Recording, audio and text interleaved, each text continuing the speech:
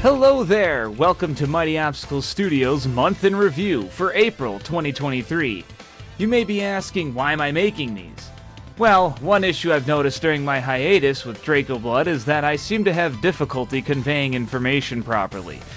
So I figured why not put everything in a concise video and upload it to a channel where I actually focus on game development. I being Stolken. I should say that even though Mighty Obstacle Studios is a team, these videos are going to be hosted by me, Stolken, the main guy. Alright, there we go. As well, you may be noticing that you're hearing non-Necrolepsy music right now. By the way, Necrolepsy is our finished game if you want to check that out. That is because Falcom, the creators of many franchises including Ys, Trails, Dragon Slayer, and Xanadu, they let you use their music for basically any reason. Background music for a vlog from another game company, so long as it's not monetized, seems to be acceptable, according to their own website with a crap Google Translate. Now with those out of the way, let's talk about what I've been up to. The first thing is Dragonlance. I made this in a 48-hour game jam. The jam wasn't one that was sponsored or hosted on itch.io or anything like that because of how my time is. Having a full-time job and balancing this stuff, I have to be able to work on these with flexibility. Dragonlance is a fantasy shmup where you control Lana and her red dragon, off to defeat the evil spirit dragon and his army of will-o-wisps. You can fire forward, diagonal, and can attack shots to destroy them. So yeah, I made this in about 48 hours, so that's fun. I learned a lot about 3D models, animation, collision, and also just sucking it up and doing things like 2D animation if necessary. I also started a large folder of free stock sound effects so that I can easily reuse these assets for another jam.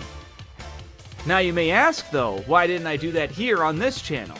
It's because I hosted it on my review channel, Stolken Reviews, which has a much larger following at 5,000 subscribers. And I wanted to get more eyes on this. If this channel starts to grow as well, then I can easily start doing them on here instead. But I don't know if that will fully pan out, especially when you can just find out if I made one because of one of these videos. Of course, Dragonlance may have had 3D, but I had to learn that before I did it. See, I've been very busy with Blender, learning the ins and outs of 3D modeling so I can easily transfer these skills to other projects. There's men walking, and men standing, and men posing. And don't worry, it's not the only thing either. I learned how to use material and or texture swapping for eyes so I can do fun tiling things like classic PlayStation, Nintendo 64, and Saturn games did back then. Now sure, also these models do look a little bit low poly, but even the best modelers started out like that, so I'll just keep practicing. But Draco Blood most likely won't use advanced 3D models for the basic characters. The main point of learning these 3D models for Draco Blood is to make it so that it's easier to make the enemies that I can eventually transpose and turn them into sprites. Oh right! Draco Blood! You know, the big project that we're working on here? Yeah, so let's talk about what's been done for that right now. Draco Blood hasn't been getting as much work done right now because I'm trying to figure out some hidden spoilery things with it. But as of now, Draco Blood has a brand new collision system in place that uses a much better and more advanced casting to make it much easier for Azalea to fall off of terrain and not make it look awkward. It's a huge improvement over the last, which had multiple raycast used because I didn't know what to do with 3D gameplay. This one, however, uses one raycast and one sphere cast and gets to the point a lot more efficiently. However, dungeons and gameplay stuff hasn't really had too much to show yet. Next month we'll definitely have more of that, however. You may ask if these proposed and or executed game jams take away precious time from Draco Blood. Unfortunately, yes they do, but they also save time in the future. The more I do these, the faster, more confident, and more knowledgeable I get. Then all of that gets transferred over to Draco Blood's development. So while these may hurt short-term, the long-term gain is much more beneficial.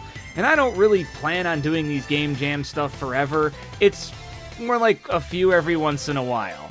I mean, hey, we all gotta build our portfolio with some things. So that's the month in review, that's what's been done. So I hope you'll join me next month as I show off more and more with game development. I plan to do at least 2 48-hour game jams next month as well, both heavily involving 3D and using said 3D to help with Draco Blood's development. If you wish to support Mighty Obstacle Studios, well, there's always the Patreon, where just for $3 a month, You can view the Discord server where I commonly post these, among many other things. Oh, one last thing. Since Draco Blood is the big game we're making here, and it's a very heavily 90s and some 80s anime-influenced game, I think I'm going to give you a recommendation at the end of every one of these. With that, for this month I'd recommend Draco Blood's biggest inspiration, Dragon Half. It's a 2-episode OVA and it's easy to watch in like an hour. Very funny no matter if you watch it subbed or dubbed. So why don't you check that out while you wait. See you next month.